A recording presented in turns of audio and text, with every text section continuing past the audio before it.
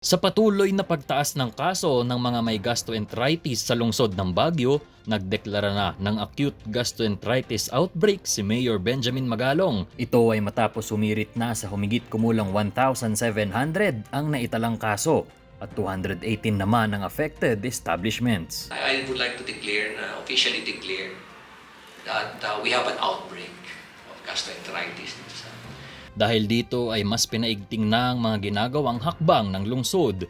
Kaninang umaga lamang ay nagpatawag ng isang emergency meeting at gumawa ng isang health emergency team na tututok sa mass testing ng mga water sources, kasama na ang water delivery companies at government and private deep wells. Dalawang klasing testing ang ginagawa ng City Epidemiology and Surveillance Unit ng CHSO. Ito ay ang rapid testing kung saan kukuha sila ng sample at ilalagay ang kanilang kagamitan na TDS o Total Dissolved Solid at Water Quality Tester. Kung hindi ito pasok sa threshold na per particulate matter o ppm, sila ay sasailalim sa microbial analysis. Alam mo, using TDS, ito yung Total Dissolved Solid. Tapos malalaman mo na ito yung threshold number. Pwede na namin isara. Kaya ngayon, nagtetest sila ngayon. Using that instrument, yun na lang munang ginagamit. Para at least manarrow down namin kung sino yung mga hindi pumasa doon sa TDS. Yun ngayon ang temporary na isasara muna. Tapos kukunan ng water sample.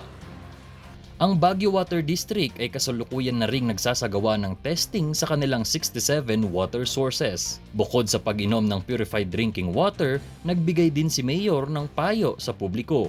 Iwasan po ninyo na gumamit po ng uminom ng tubig na galing muna sa faucet. Mas safe po yung uminom muna sa purified water na source or yung mga bottled water. Another is kung walang available na mga bottled water, then better na i-boil na lang yung mga tubig natin. Huwag ko kayo mag-self-medicate kasi baka mamaya iba naman pala ang cause ng